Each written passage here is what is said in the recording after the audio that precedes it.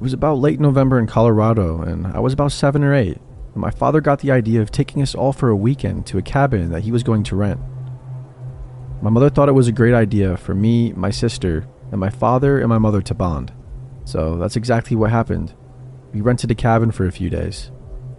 We took school off on Friday to get a head start getting there, which I absolutely had no issue with. We got there and it was sure cold.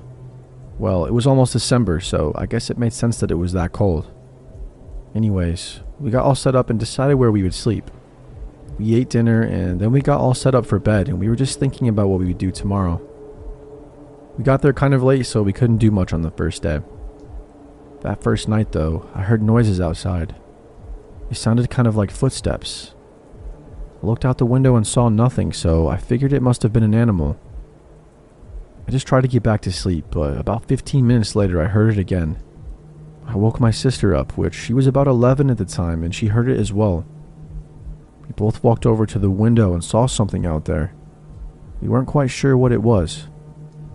We decided it'd be best for us to not see us, so we went back to sleep. I had a hard time sleeping that night, and so did my sister. When we eventually woke up, my mother was inside making breakfast and my father was outside. I asked my mom if I could go outside with my dad, and she told me sure, while my sister stayed inside and waited for my mother to finish breakfast. I walked outside and my father was talking to some man, a short, chubby man. He had a shaved head and was wearing a veteran cap. He looked really nervous too, for some reason. He was sweating a lot, even though it was freezing outside. I walked over to him and my father, and my dad looked at me and said, "Oh, this is my son," and told him my name. The man then looked at me and said, "Hey, nice to meet you, kid. My name's Patrick." He just smiled and looked at me. I also smiled and greeted him back, and maybe it was rude at the time, but I was just a kid, so I asked him, "You look kind of scared. Are you alright?" And he kind of coughed and replied with, "Oh yeah, I'm fine. I just went through shell shock because I'm a veteran," as I couldn't tell already with the cap that he was wearing, but he seemed normal then. My father seemed to really like this guy for some reason, and I guess at first I liked him too. He told my father he had also rented a cabin with his family and that they were really close to us, so he decided to introduce himself. My father invited him inside for breakfast and he stayed, and everything was normal. I went outside to play after that with my father and Patrick. While playing outside, I fell and scraped my knee and started crying. My dad was inside at the time, which was a bad time for him to be inside. My mother was calling for him, and he ran inside while I was out there with Patrick. Patrick then ran over to me and told me to come with him to his cabin because he had band-aids. I agreed and I went with him. I wasn't a very smart kid. We talked about what I liked doing, and I told him about the video games that I played and stuff like that. Then things got weird. He asked me what shoe size I was and how old I am. Didn't know my shoe size, so I told him that, but I told him my age. He just kind of chuckled and said something along the lines of, "Good to know." Also, his cabin was nowhere near ours. It was way back, at least 20 minutes to walk there. I was tired and there was no point in getting the bandit anymore, but I still decided to keep going since I had walked too long. We entered the cabin and he told me to go in first, so I did. As soon as I walked in, I realized something. There was nobody in there. No family. I asked him where his family was and he didn't answer, pretending like he didn't hear me. He then locked the door. I was starting to feel frightened. He told me, "I'll be right back with the band-aid, kiddo." He then walked into the kitchen and pulled one out of somewhere, and then walked back and told me to have a seat and that he'd put it on. I sat down and he put it on me. He also held my leg with his other hand and rubbed up and down and told me, "You're rather muscular, kid. I like that." I kind of got scared and I immediately stood up. He asked me what was wrong and I told him nothing and that my leg was feeling much better.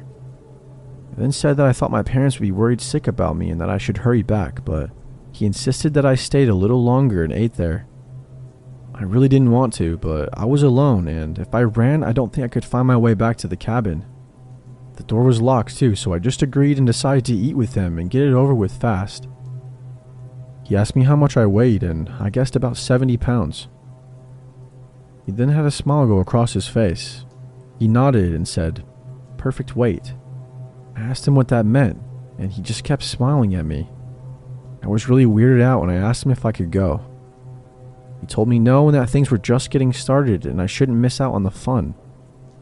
He had such a weird tone when he said that too. I then heard a big bang come from the bedroom. It was a closed door. Patrick stood up and looked kind of angry. He walked into the room and shut the door behind him, and I heard him yelling, "Did I tell you that you could move? No, stay where you are, I have company," or something like that. He then walked out with a smile on his face and shut the door slowly. "Sorry about that, that was just my wife. She's really sick and not allowed to be near visitors today." He was smiling while saying that also. I really wanted to go, and I looked around the room and noticed there were clothes everywhere. It was really messy. He must have been living out of here. That moment, his wife walked out of the room. "I'm hungry," she said. At this point, the man looked pissed. That's when he yelled, "Get back in there." His wife was extremely pale and looked like she had been crying a lot.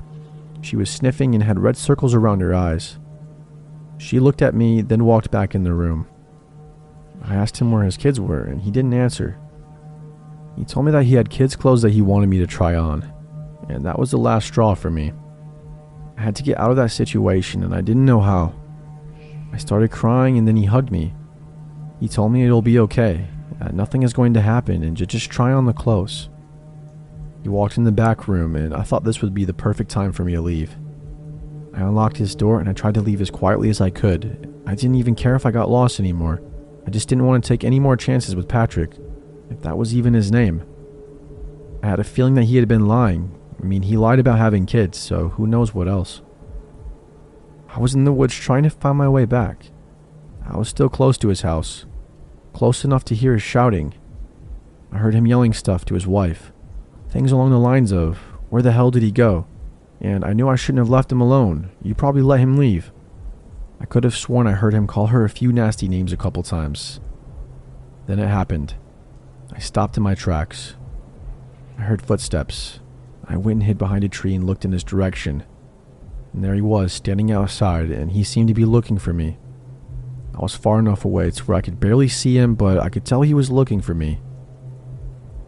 He then stepped out in the forest, and I heard him shouting, "Hey kid, it's okay, you can come back now. You don't have to try on the clothes. And I have toys back in my cabin, all you have to do is come back." I then started running. I just ran as fast as I could in a straight line in hopes to find somebody in my family. I was running away and I thought I heard shouting, but I didn't stop to hear it. Then after about an hour of running, I finally saw a cabin. It was my cabin. I ran to it. My father was outside looking around for me.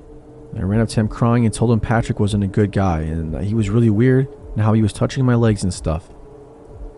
My father immediately called the person he rented the cabin from. My father looked at me and told me to never follow any stranger ever again. We immediately left that day and asked for a refund the next day. The guy renting them out apologized.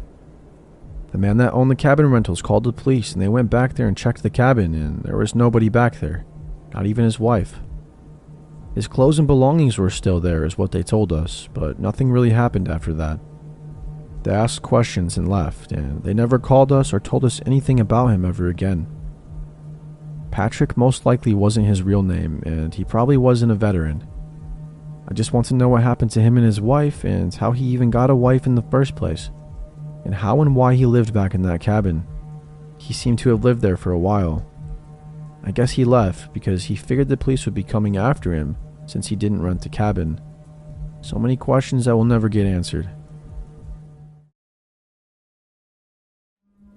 My friend Lily has a cabin on a lake in Washington, and one summer she brought me and her cousin Evan.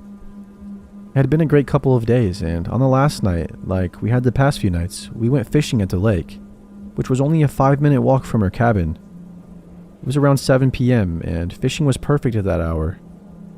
To get to the beach, though, you had to walk through a small section of woods. There was a trail in the middle that during the day was occupied by women jogging with strollers and kids running to another nearby beach. Our beach was a bit more secluded, and there was no trail to get there. The hill down was steep and slippery, and on the way back, it took climbing on all fours to get to the top. We stayed at that beach until about 8:30, just sitting in the dark relaxing. We were pretty good kids and mostly just sat on a log chatting. It was one of those weird situations where you suddenly look around and you realize that it has gotten dark. I told Lily and Evan that we should probably get home. They agreed and we packed up our gear. This was the latest that we had stayed out at the beach, so my overactive and scary movie-powered imagination, I was a little bit scared. We calmly and silently for some reason walked up the hill. I told him that it was pretty creepy here at night, and then Evan made it 10 times worse. He told us a story about these mountain men who had been around in the 60s and were basically these men who lived in the woods and were in some sort of cult. He said that they had murdered people all over the area for their cult and that some of them were still around. Internally, I was hysterical and terrified, but externally, I basically told Evan to shut up and to stop trying to scare us. As we started across the trail, Evan looked to our right for some reason. He stopped dead in his tracks and looked scared. Lily told him to stop being stupid, and the two of us started to climb the steepest part, the all-force climbing part of the hill. Evan grabbed us both by the arm very forcefully and made us look where he was looking. At first I couldn't see anything and I just wanted to get home. But then my eyes adjusted and I saw a large man. I'm assuming he was a man because of the shape, stumbling toward us pretty slowly. Who knows what his intentions were, but being kids, we freaked out and scrambled up the hill as fast as we could. We all turned around at some point and saw that the dude was running, well, stumbling quicker toward us while we climbed. He got pretty close to us until we finally got over the hill and sprinted across the road to the cabin.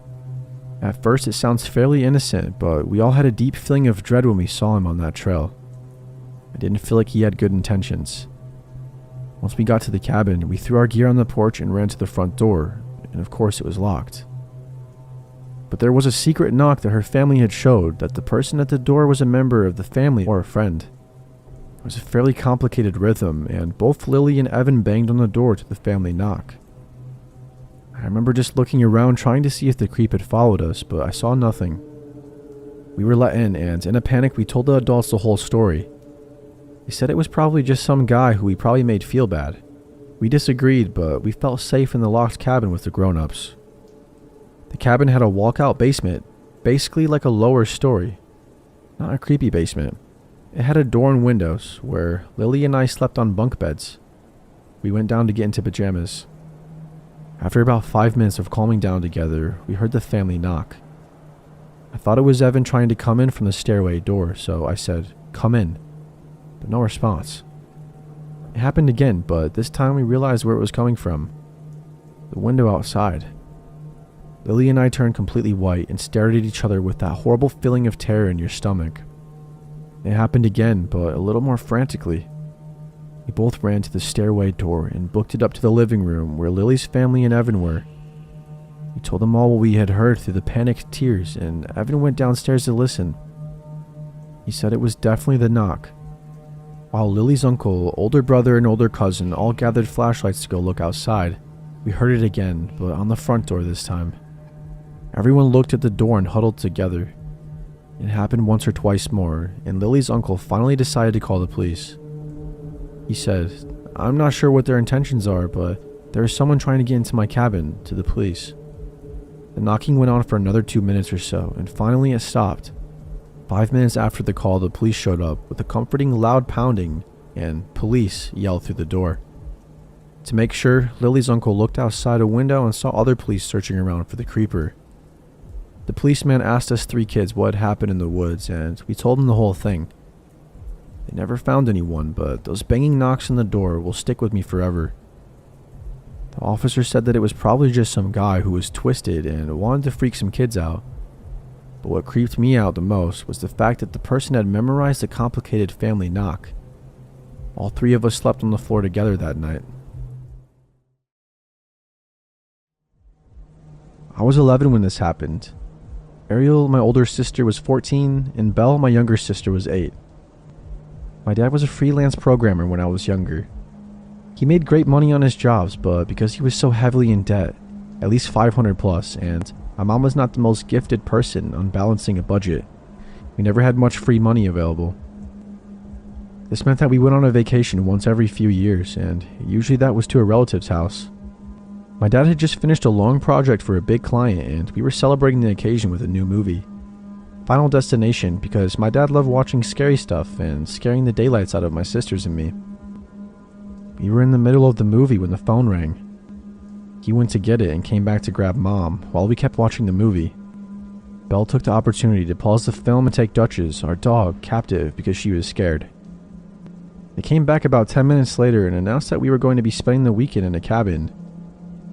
We didn't know what to make of that, but apparently the client he had been helping owned a nice cabin by a lake in the mountains and had offered to let us lodge there this weekend for a considerably reduced price. It was Thursday, so Mom went into a panic frenzy of packing, so we didn't get to see the rest of the movie that night. After school the next day, we packed up the family van and headed to the mountains. It was a 2.5-hour drive, so it was late by the time we got there. We unloaded the van and we went exploring in the cabin. It was a ranch-style cabin with a little nook thing you could climb up to that was about head height. It was about 3 feet tall and probably meant for storage, but it was an excellent place for the three of us to hang in and play games. There were a few dozen board games up there, so we started playing once we decided on the rooms. Mom and Dad got the largest one, and Ariel claimed the smaller one with a twin bed, so Belle and I got the last room, which had a queen-size bed we could share. We had a window on the right side of the bed without a curtain, and a lamp on the left side of the bed. It was the only light source in the room, and there was a closet opposite the bed. It was locked and we couldn't get in it for some reason. I never did find out what was in there. We went to bed at around 11 o'clock. Belle can be a kicker in her sleep, so I slept by the lamp in case she ended up knocking it over. I remember lying down, and I must have instantly fallen asleep because the next thing I knew, Belle was gripping my arm and trying to burrow under me. She was squeaking something in fright, and I couldn't understand what was happening. I sat up and looked towards her and saw something pale and human-shaped moving away from the window. My sleepy brain took several moments to process that, and then I was shooting out of bed and dragging Belle with me. We rushed to our parents, who told us we were imagining things. Mom told us to go back to bed, and if we saw anything else to let them know. I, much to my current annoyance, agreed with them and went back in the room with Belle. We switched positions because she refused to go back to bed by the window. I told her a story to get her to sleep, and I promptly knocked myself out after her. I didn't wake up until morning. The next day we went exploring around the lake for about an hour before Dad decided we spend the day in the town. They had a lot of small shops, and my parents went to every one of them. We ate lunch and dinner in the town, and finally we went back to the cabin. Ariel made a joke about something as we neared the cabin, and I remember everybody laughing before my dad suddenly held up his hand to make everyone stop. He took another step towards the cabin and then pushed the door open with a single finger. I thought it was strange that the door wasn't latched, but I didn't put the obvious together right away. "Dad?" Ariel shuffled nearer to Belle and me, but my dad gave his head a shake to let her know she needed to be quiet. He went into the cabin and disappeared inside for a minute or two while we stood on the porch. Mom called out his name and he called back that we could come inside. We did, and we found him standing in the middle of the living room with a frown. He locked the door once we were all inside and took Mom to the bedroom for a quick chat. Ariel, having caught on to what was happening, opted to distract Belle and me by suggesting another round of the board game that we had been playing the night before. We hadn't been playing for more than 5 minutes when Mom and Dad came back. Mom went about cleaning the dishes from breakfast while Dad joined our game. We played for a few hours and Dad told us we needed to go to bed. It was only 9 at that point, which made Ariel kinda mad. She was usually allowed to stay up until 10:30 on school nights and even later on weekends and vacation. Belle and I went on to bed while they argued. We climbed back into the same spots we slept in, with Belle by the window and me by the lamp. I read to her for a bit before we drifted off. I woke up to Dad rushing in our room. He scooped Belle out of the bed and grabbed my hand. He dragged me out of the room and into the hall, where I saw Ariel getting similar treatment by my mom. I became aware of a high-pitched whine in the living room, and I saw our dog sitting by the back door. She was bristled and seemed anxious. Dad didn't put Belle down and didn't let go of my hand. They rushed out of the house and into the van. Dad went back to get our dog, and then he burned rubber getting out of the cabin. He drove all the way back home without talking once. It took a half hour for Duchess to finally calm down. He told Ariel what happened the next day, but Belle and I didn't find out until years later. He'd woken up that night to what sounded like moaning outside the window in his room. He jumped up and looked to see what was going on, and he had found that the front door was unlocked. Stuff in the kitchen had been moved, and Duchess started to growl at the back door, which was ajar. He locked it and got us out of the house. He went back the next day to get our luggage and found several pairs of footprints outside Belle's and my window.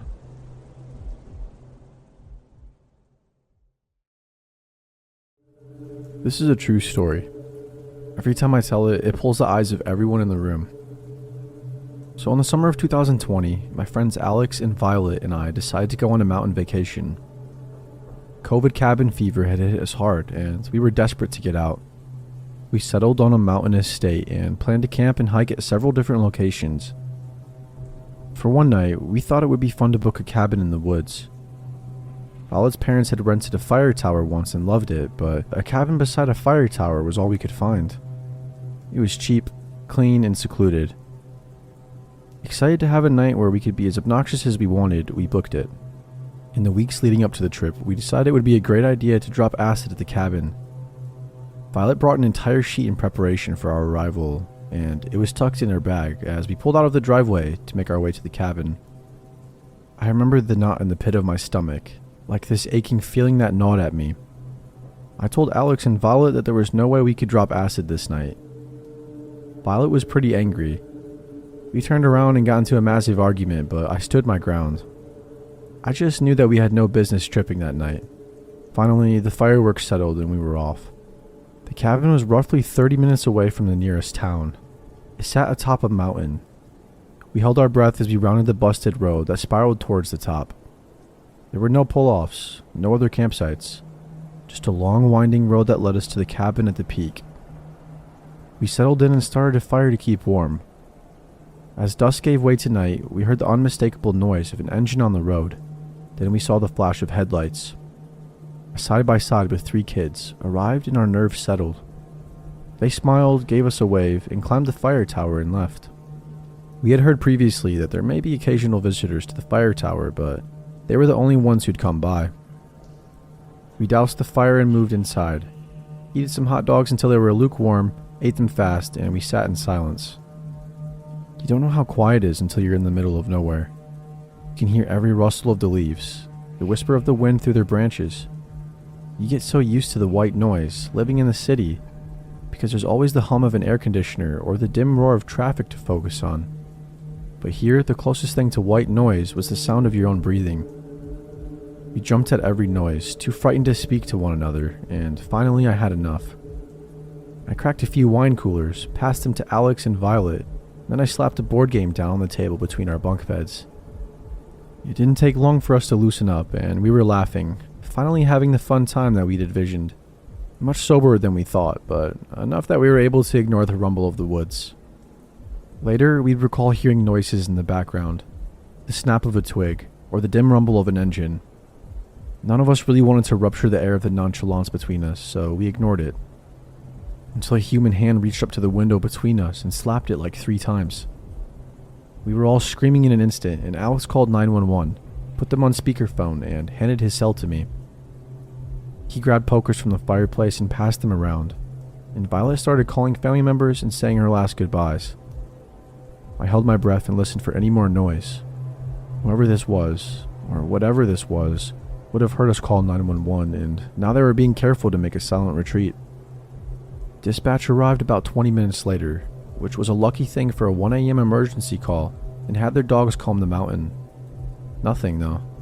They suggested it may have been a bear, but I could tell from their faces that they didn't believe that for a second.